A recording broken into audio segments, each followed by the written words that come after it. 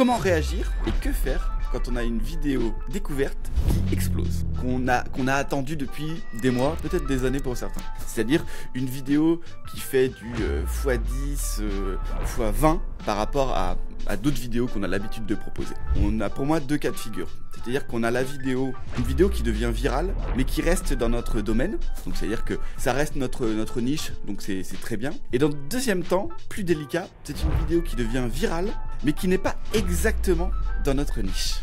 La question, et c'est une question qu'on nous pose, c'est comment réagir? Est-ce que c'est bien? Est-ce qu'il faut continuer à faire ce genre de vidéo? Est-ce qu'il faut changer de domaine?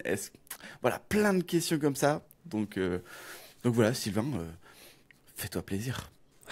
Gros sujet. Déjà, c'est bien, c'est déjà bon signe. C'est-à-dire qu'il y a tellement de créateurs qui n'ont jamais de viralité sur leurs vidéos que déjà, c'est quelque chose qu'il faut essayer de rechercher. C'est comme ça que fonctionne YouTube.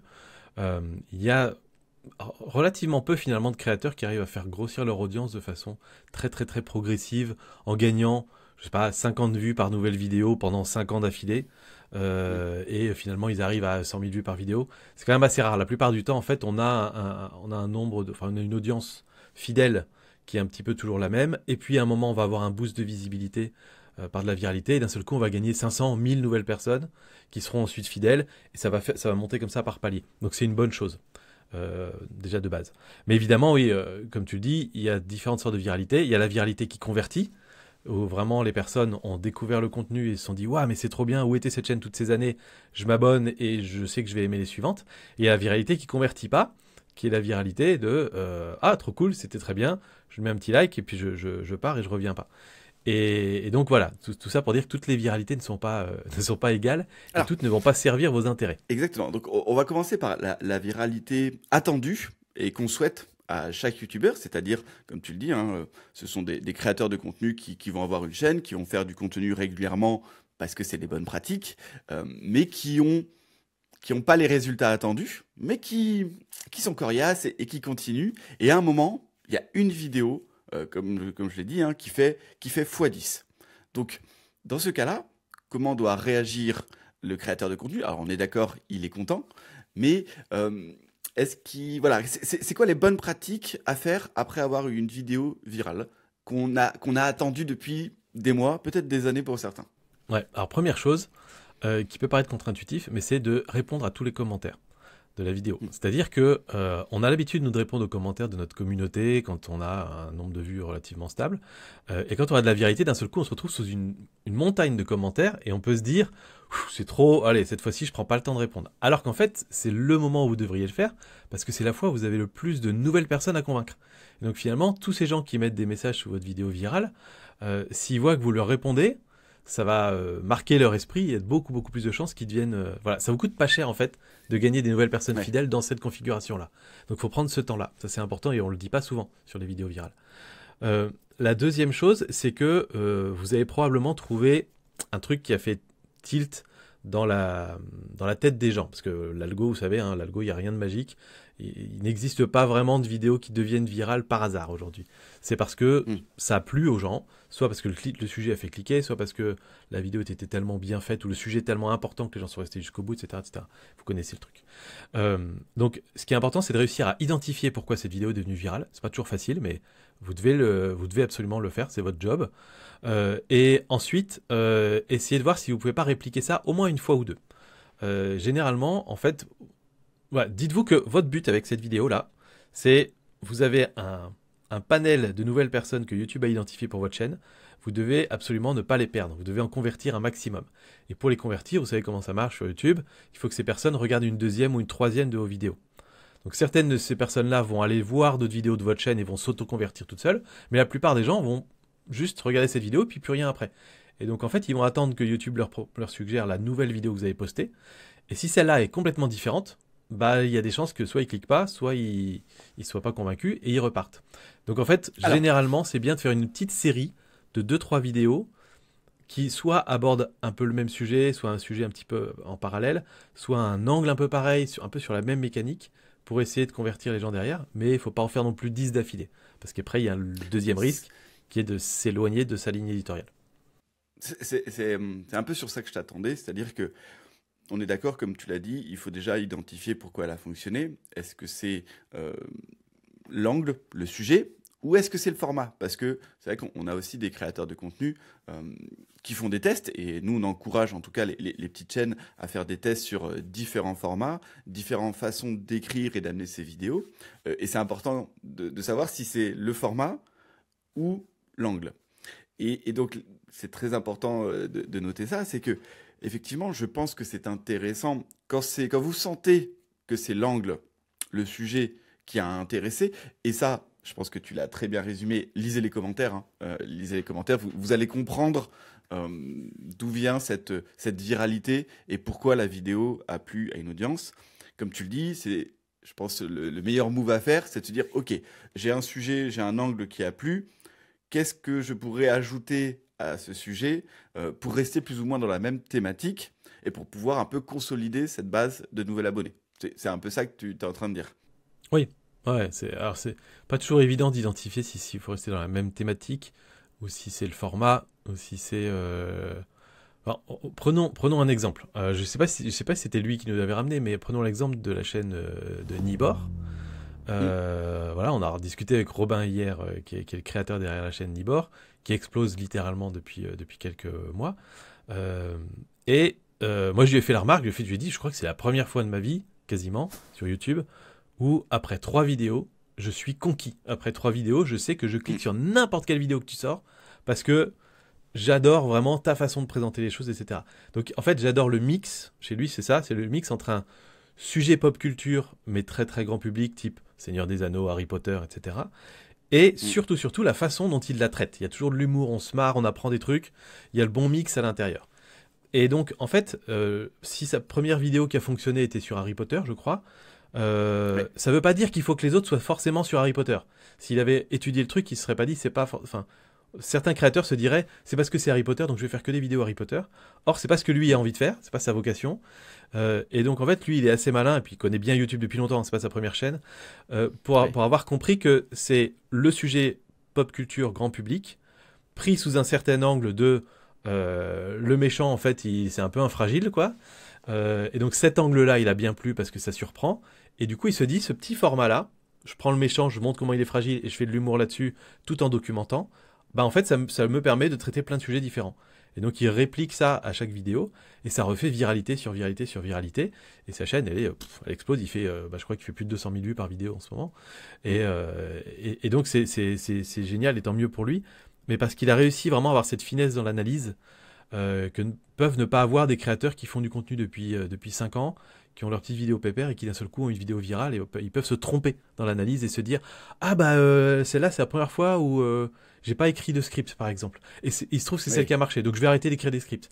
C'est peut-être pas pour ça qu'elle a marché, celle-là. Peut-être qu'il y a eu d'autres raisons derrière. Et donc voilà, cette analyse n'est pas toujours facile. Ouais, comme tu dis, c'est certains biais qui peuvent être compliqués à se détacher, hein. Comme tu dis, oh tiens, j'ai fait une miniature plus couleur rouge, et donc j'ai entendu sur internet que le rouge ça attire plus, donc je vais faire que des miniatures rouges. Bon, et finalement la prochaine, comme l'angle est beaucoup moins intéressant. Et pour en revenir sur Nibor, effectivement, il y a ce côté de j'ai trouvé un format qui plaît à une certaine audience, une audience un peu comme tu le dis, pop culture, geek, la trentaine, voilà, qui ont baigné dans cet univers un peu héroïque fantasy.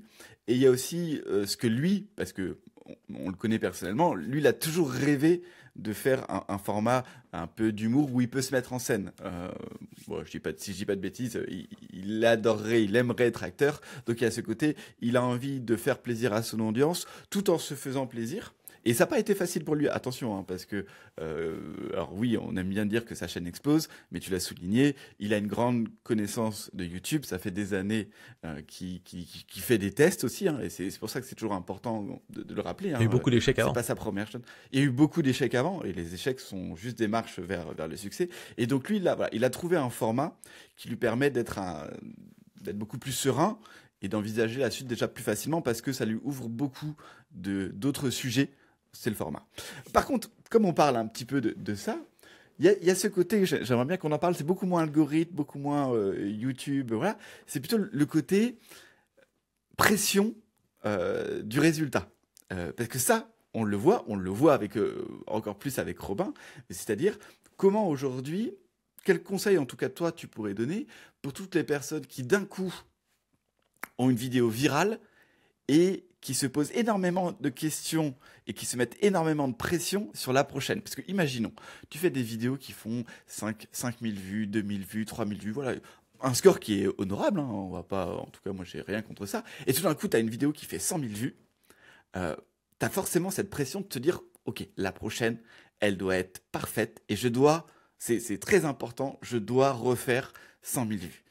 Et on sait très bien que la pression, ça peut être difficile à gérer pour certains créateurs de contenu. Donc voilà, toi qui as l'habitude de discuter avec des youtubeurs, qui a aussi une expérience là-dedans, quels sont les conseils que tu pourrais donner à quelqu'un qui vit ce genre de situation?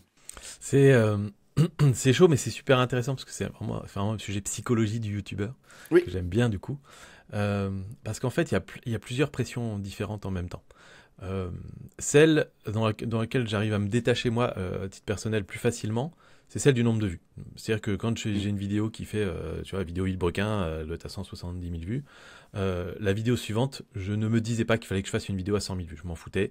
Tout ce que je voulais vérifier sur la vidéo suivante, c'était qu'elle fasse un peu plus de vues que mon nombre de vues de base habituel. En fait, je veux juste voir cette communauté de fans de la chaîne grandir un petit peu. Et pour moi, si je fais même 20% de vues en plus que les vidéos d'avant, c'est bien, Oui. on a gagné quelque chose. Voilà, et ça me suffit.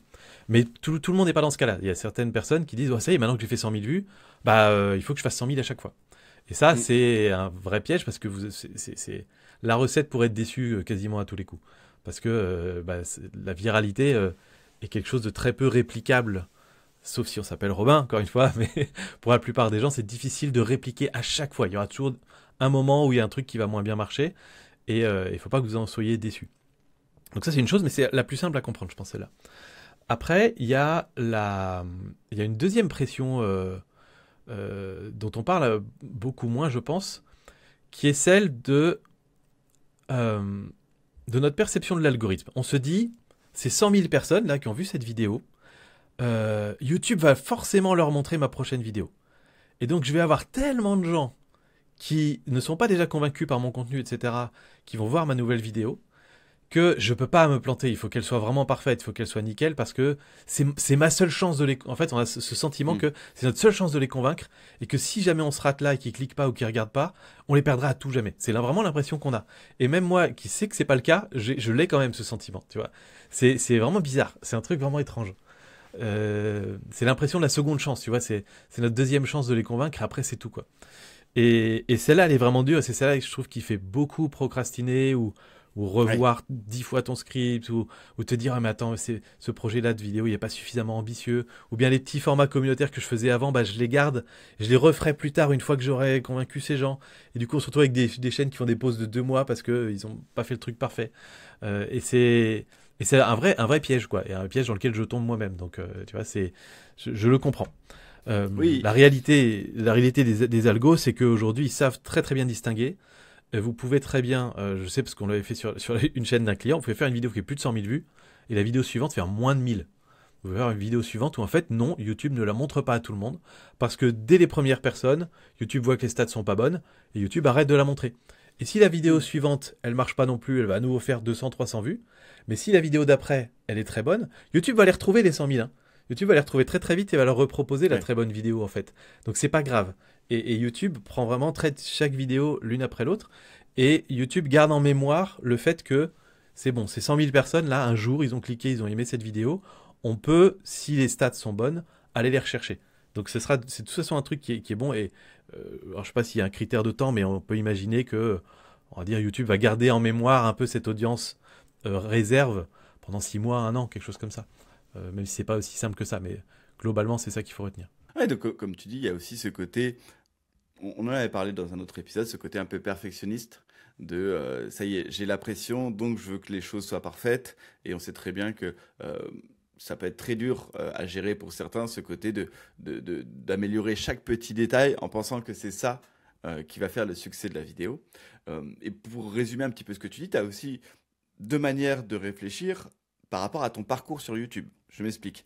Quelqu'un qui a une toute nouvelle chaîne, qui a fait à peine 5-6 vidéos et qui va avoir une vidéo virale d'un coup, il va énormément miser dessus parce qu'il en est au tout début de son parcours. Alors que toi, comme tu l'expliques aussi, tu as ce côté un peu, pas un ancien de YouTube, parce que je trouve que c'est moche, mais c'est-à-dire que tu as eu l'habitude d'être sur YouTube et tu n'as pas le même rapport à YouTube que quelqu'un qui commence une chaîne YouTube, qui des fois, je reprends les expressions de certains clients ou de certaines personnes avec qui on discute, qui vont faire du all-in sur YouTube, c'est-à-dire qu'ils vont peut-être arrêter de travailler. Comme tu dis, c'est peut-être la chance à un moment de basculer et de devenir YouTubeur à plein temps. Alors que toi, quand tu as ce genre de viralité, tu es déjà beaucoup plus installé et tu n'attends pas cette viralité pour continuer ta chaîne ou pour continuer à la faire grandir. Tu sais très bien qu'on est plus sur du long terme et parce que ça fait des années que tu as cette chaîne, alors qu'un tout nouveau YouTuber, il a ce côté un petit peu excitant aussi de se dire ça y est, mon rêve, parce que pour certains c'est vraiment un rêve, mon rêve est en train de se réaliser et les prochaines années sont très dépendantes des résultats de mes peut-être 2-3 prochaines vidéos. Donc effectivement, c'est pas facile à gérer. Il y en a qui sont plus sujets à ce type de pression, qui ont l'habitude. Et il y en a, je pense, qui, comme tu le dis, qui peuvent un petit peu se laisser emporter par ce côté procrastination, ce côté pression. Et ça peut être même, je pense, très néfaste, peut-être pour certaines personnes qui ne sont pas prêtes à ce genre de viralité. Parce que la viralité, ça a du bon, mais on le voit aussi, ça peut poser énormément de problèmes. Puis ça crée la dépendance, il y a de la dopamine là-dedans aussi. Ouais, c'est vicieux parce que quand on...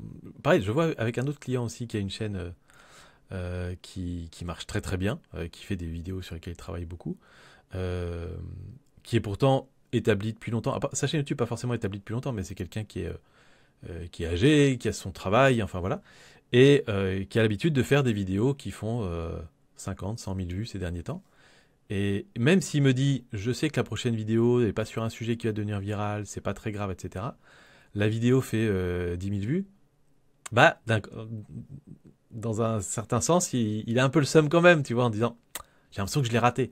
Alors que moi, je regarde les stats et je vois l'engagement sur les 7 premiers jours, etc. Et je vois que sa communauté qui a réagi à fond, c'est des très très bons signaux.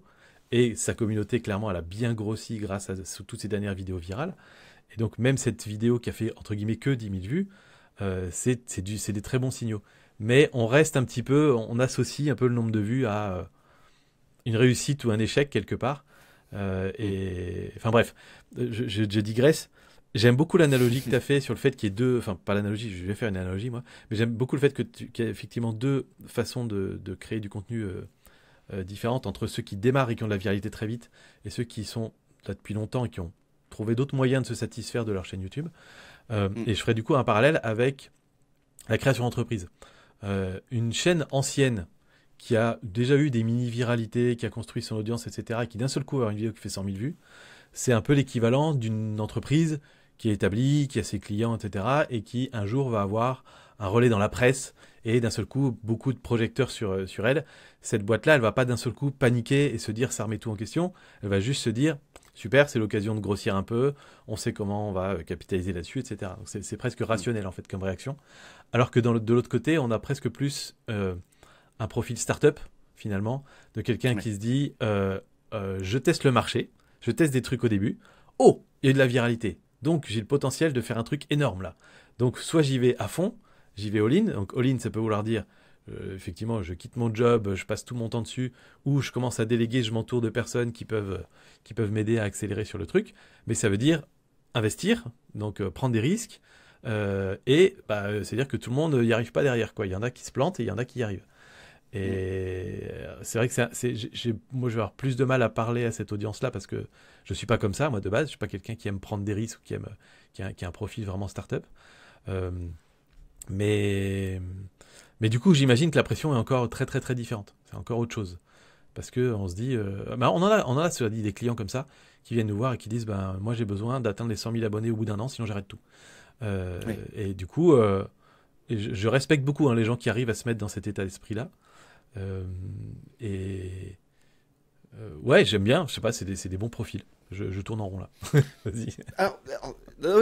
C'est une très bonne transition parce que je veux qu'on enchaîne sur la deuxième viralité, la viralité moins attendue parce que c'est une vidéo qu'on n'a pas l'habitude de faire ou c'est un thème qui n'est pas forcément le thème privilégié de notre chaîne. Euh, et donc, c'est parfait parce que tu parlais en mode startup, c'est-à-dire, voilà, vous avez aujourd'hui une chaîne qui parle, je sais pas, d'immobilier, peu importe. Et tout d'un coup, vous faites une chaîne vous faites une vidéo sur les cryptos. Je sais pas pourquoi je pense à ça. Enfin, si je le sais, mais bref. Et tout d'un coup, votre chaîne, enfin, cette vidéo, elle fait x10, x50 par rapport à vos vidéos classiques sur l'immobilier. Et donc là, vous allez attirer une nouvelle audience qui vient pour un sujet sur lequel vous n'avez peut-être pas l'habitude de faire des vidéos. Et donc là, comment réagir? Comment réagir? Est-ce qu'il faut se dire, ok, bah c'était un coup de chance, tiens, j'ai testé quelque chose, mais je vais rester dans ma voie? Et donc, comment vont réagir les nouveaux abonnés? Comment l'algorithme va réagir par rapport à ça? Ou au contraire, parce que certains le font, est-ce que c'est peut-être pas un moment de bascule au niveau de la chaîne, c'est-à-dire changer un petit peu de sujet?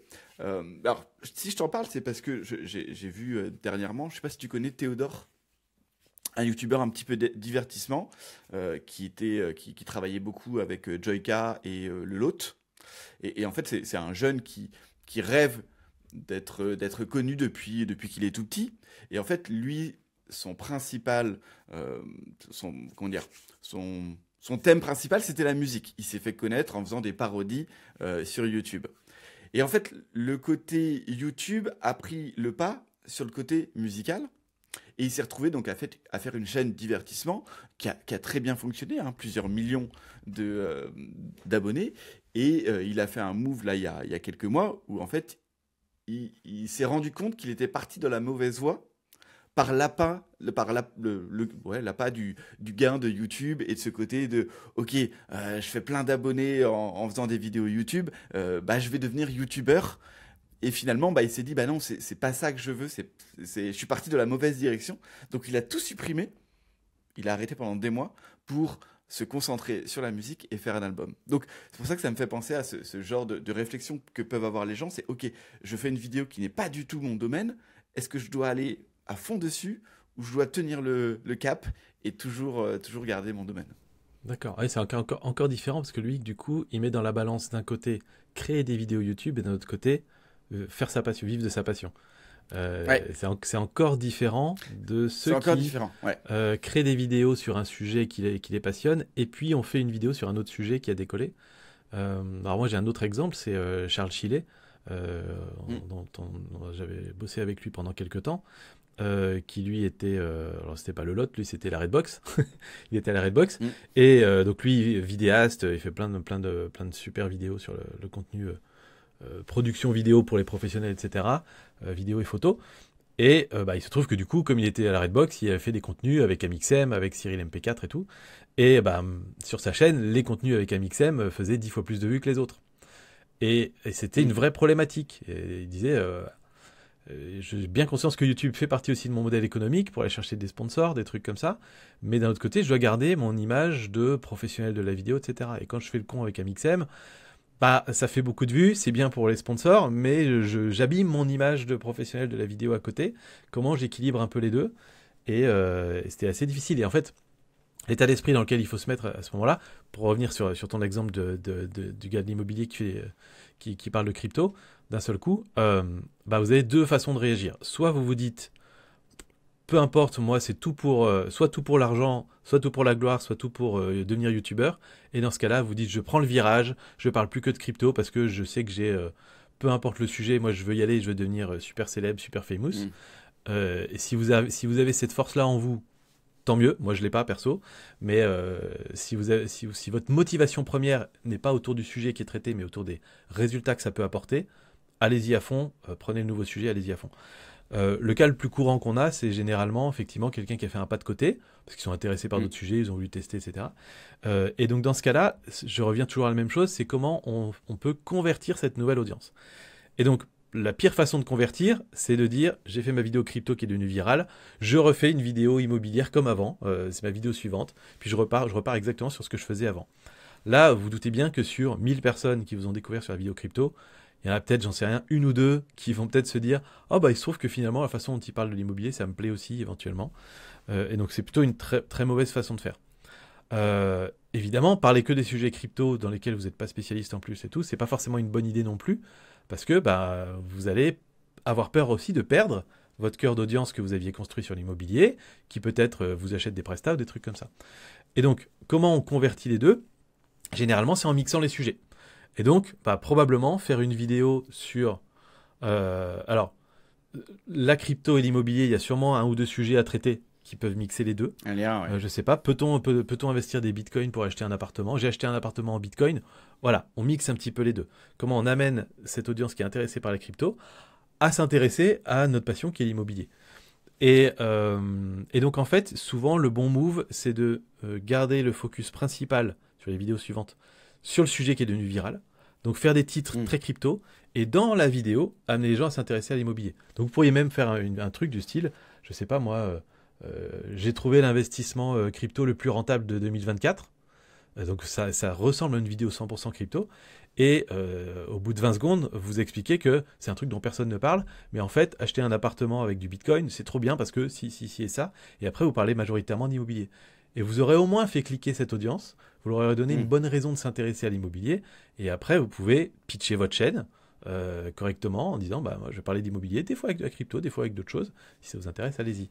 Et ça, c'est la bonne façon de faire, et vous allez le faire sur 2-3 vidéos qui arrivent avant de pouvoir reprendre des sujets immobiliers comme vous aimiez avant. Enfin, en tout cas, c'est comme ça que je procéderai. Oui, non, effectivement, je pense que c'est comme ça.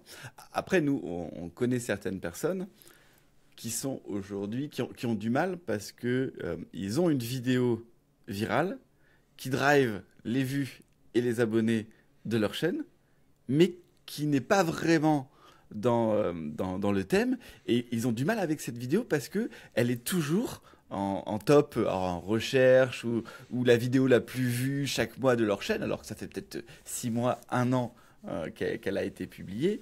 Et on le sait qu'ils ont du mal à vivre avec ça, en fait, parce que ils n'arrivent pas à convertir cette nouvelle audience.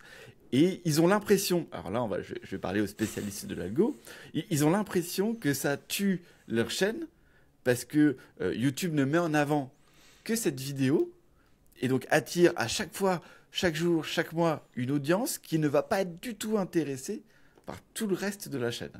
Niveau algo, est-ce qu'il y a une réalité derrière ou pas ? C'est dur à dire. Honnêtement, c'est très dur à dire parce que ça dépend de beaucoup de facteurs. J'aime bien toujours reprendre l'exemple de cette cliente qui avait une chaîne où pendant la pandémie, elle avait fait un tuto pour apprendre à se couper les cheveux soi-même.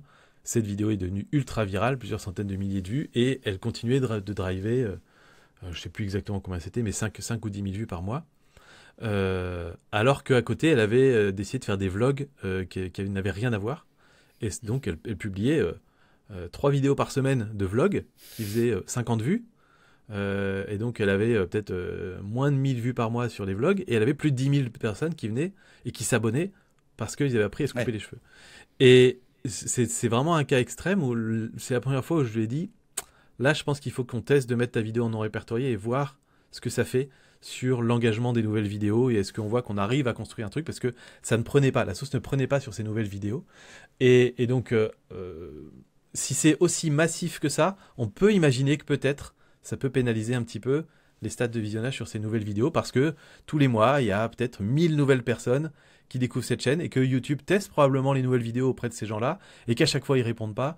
Et donc, peut-être ça peut jouer. Mais c'était vraiment un cas extrême. Et la plupart du temps, on n'est pas dans des cas aussi extrêmes que ça, en fait, quasiment. À chaque fois, quand on a des créateurs qui nous parlent de ça, ils ont leur vidéo principale, qui, je vais reprendre d'autres chiffres un peu au hasard, mais qui peut-être effectivement amène 10 000 vues par mois sur un sujet qui est un peu off.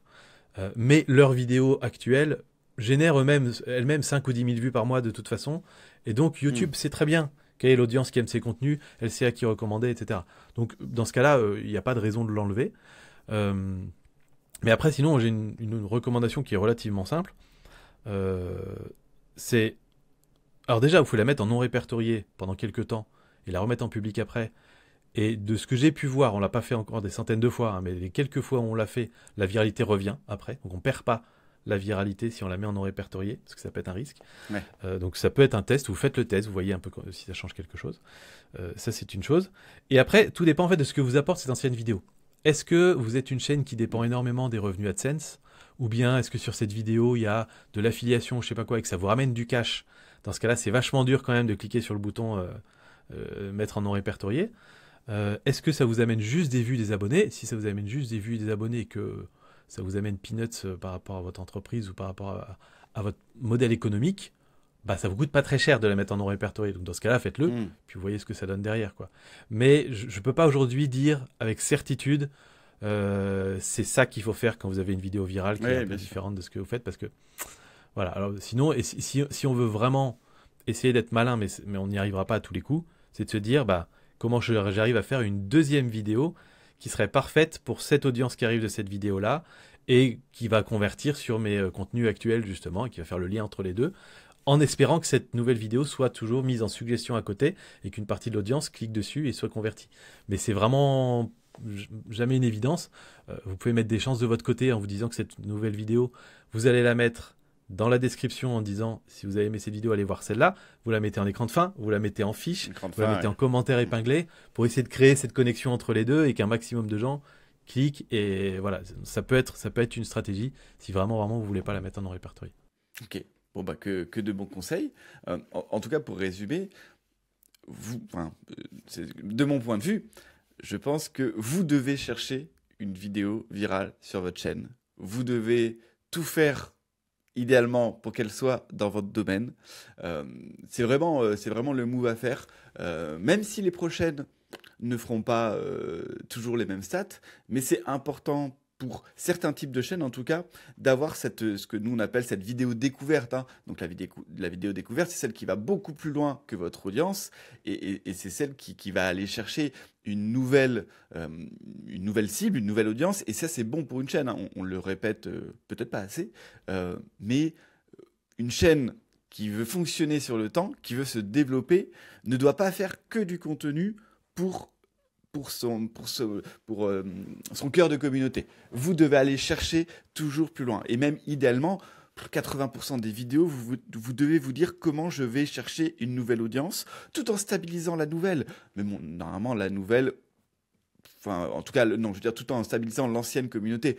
Si elle vous suit, c'est qu'elle apprécie sûrement votre personne, hein, parce qu'au bout d'un moment, souvent, moi je dis, on vient pour le sujet et on reste pour le créateur. Mais voilà, vous devez aller toujours chercher une nouvelle. Et sur certains types de chaînes, des chaînes un peu plus techniques, c'est bien d'avoir une grosse vidéo qui vous drive chaque jour, chaque mois, des nouveaux abonnés que vous allez convertir avec des vidéos qui feront peut-être 10 fois moins de vues. Mais sur le long terme, c'est vraiment ce qu'on peut vous recommander. Et c'est ce que nous, on cherche à faire avec nos clients, avec les personnes qu'on accompagne. C'est vraiment trouver ce banger qui va pouvoir vous suivre sur plusieurs années. Hein, et sans mentir, oui, ça peut être sur plusieurs années. Vous pouvez avoir une vidéo, on en voit souvent, alors que ce soit sur LinkedIn ou sur d'autres réseaux sociaux, on peut voir des vidéos qui ont commencé très bas et qui font que d'augmenter chaque jour, chaque année, et qui termine avec des scores de fou. Donc voilà, plusieurs choses à faire. Donc allez-y à fond, travaillez vos vidéos, travaillez l'angle, le sujet. Hein. Ouais. Les trois quarts du temps, c'est ce qu'on. Les trois quarts du temps, c'est ce qu'on fait pour nos clients. Déjà souvent, c'est pour ça qu'ils viennent nous chercher, parce qu'on sait faire cette partie-là. Et quand on travaille sur leur contenu avec eux, les trois quarts du temps, c'est pour aller chercher ce type de contenu-là. Et c'est effectivement ce que nous on appelle du contenu découverte. Et alors j'ai écrit il y a quelque temps une définition de ce que j'appelle du contenu découverte et que j'aime bien répéter. C'est une vidéo qui est accessible à des non-initiés pour faire découvrir votre chaîne et son univers. Donc ça veut dire il y a deux parties à l'équation. Accessible à des non-initiés, ça veut dire même si je ne sais pas je n'ai jamais investi en crypto, je ne suis pas passionné de crypto, etc. Potentiellement, ça peut m'intéresser de cliquer dessus. Donc, oubliez les histoires de... Même si vous dites les 10 cryptos pour investir en 2025, c'est pas accessible à un non-initié. Voilà. Par contre, pourquoi votre grand-mère devrait acheter un bitcoin pour votre anniversaire? Là, ça peut être un truc accessible à un initié parce qu'il y a un côté un peu nouveau, un peu bizarre, machin. Mais ça suffit pas, parce qu'il faut que dans cette vidéo, vous fassiez découvrir votre chaîne et son univers. Donc, prendre un sujet large et grand public, mais dans lequel vous amenez les gens petit à petit à comprendre qui vous êtes en tant que créateur, quelles sont vos valeurs, qu'est-ce que vous proposez sur cette chaîne. Et c'est un mix qui n'est pas facile à faire, parce qu'on arrive généralement très bien à faire des sujets très grand public, mais on reste un peu en surface, ou faire des sujets très deep, très profonds sur notre thématique, mais on reste dans notre cœur de communauté. Et là, il faut mixer les deux dans un seul et même format, mais c'est les meilleures vidéos, c'est celles qui vont vraiment driver votre chaîne par la suite. C'est ce que Robin fait très bien sur sa chaîne Nibor, et c'est ce que nous on s'efforce de faire avec nos clients aussi. Donc c'est vraiment voilà, c'est un format un peu magique sur YouTube. On n'y arrive pas à tous les coups évidemment, mais statistiquement je pense qu'on commence à être plutôt bon sur cette format-là. Bon, je pense qu'on a fait le tour de la question. En tout cas, c'est toujours un plaisir de pouvoir répondre à vos questions. Alors, pour une fois, je vais faire un appel à l'action un petit peu différent. Alors, vous connaissez LinkedIn, blablabla. Non, moi, ce qui m'intéresse plus, c'est quels sont aujourd'hui les sujets que vous aimeriez bien qu'on traite. Quelles sont les questions que vous vous posez sur YouTube, sur l'algorithme, comme le dit Sylvain, sur la psychologie du YouTubeur. Nous, on aime bien débattre de tout ça. Mettez-nous ça en commentaire. On a la chance de ne pas encore avoir 15 000 personnes qui nous mettent des commentaires. Donc, on essaye de répondre, en tout cas, régulièrement à vos commentaires. Donc, n'hésitez pas à nous poser des questions en commentaire et on se fera une joie d'y répondre. On est bien d'accord, Sylvain? Ouais, carrément. À ce propos, on a eu un commentaire récemment qui disait que on parlait un petit peu trop de notre business pendant ces podcasts. J'ai pas répondu encore à ce commentaire, mais pareil, si c'est un sentiment que vous avez, nous en fait c'est notre quotidien, donc c'est pour ça que c'est assez logique pour nous d'en parler. Oui. Mais si vous trouvez que ça dérive un petit peu, vous parlez un petit peu trop de vous, j'aimerais que on parle un peu plus de YouTube, dites-le nous. Si au contraire vous trouvez que c'est un bon mix entre les deux, dites-le nous. Il n'y a pas de problème, nous on est prêt à s'adapter. On est là pour parler YouTube et débattre, mais c'est vrai que comme notre quotidien c'est notre entreprise, on a tendance à faire beaucoup de références à ce qu'on fait pour nos clients et tout ça. C'est pas un calcul qu'on fait de notre côté, c'est simplement que on le vit tous les jours, donc c'est juste ça. Oui, c'est. Voilà. Moi, j'aime bien qu'on partage nos expériences. On partage nos expériences en tant que passionnés de YouTube. Parce que même quand le boulot est terminé, je suis sur YouTube, je regarde des vidéos comme beaucoup de personnes, comme beaucoup d'entre vous. Mais comme tu le dis, oui. Notre quotidien, c'est d'accompagner des gens sur YouTube. Et je pense que c'est peut-être plus intéressant pour vous qu'on fasse ce retour d'expérience vraie plutôt que comment dire, des préjugés, alors je pense que j'ai vu que... Non, nous, on vit au quotidien des situations, on les vit pour nous, on les vit pour nos clients, et on vous le dit, quand c'est bien, quand c'est pas bien, ce qu'on a testé, ce qu'on n'a pas testé, on est totalement honnête, et donc voilà, et moi j'aime bien dire pour ceux qui se plaignent qu'on parle trop de notre entreprise, et on vous a pas forcé à venir nous écouter. Il y a plein de sujets où on parle pas de nos entreprises. Il t'a touché ce commentaire un peu quand même. Non, c'est pas qu'il m'a touché, c'est que je m'attendais pas à ce genre de commentaires. Encore une fois, on fait pas du YouTube nous pour faire des vidéos virales. En tout cas, ce podcast n'a pas du tout cette vocation. Donc j'étais là. Mec, mec, ou en tout cas, toi, qu'est-ce que tu veux que je te dise? On parle de notre entreprise, de notre quotidien. Bon, en tout cas, est-ce que tu as trouvé des choses intéressantes? Parce que on en a combien d'épisodes? 40, plus de 40, normalement, celui-là on est à plus de 40. Et ça va, je pense qu'on donne quand même pas mal de conseils. On n'a pas fait 40 épisodes sur notre entreprise. Donc bref, si vous êtes content et si vous n'êtes pas content, dites-le nous en commentaire. Donnez-nous des sujets sur lesquels on pourrait débattre, sur lesquels on pourrait vous aider. Voilà, ce sera tout pour aujourd'hui. En tout cas, à très vite. Merci Sylvain et à très vite tout le monde. Ciao. Ciao.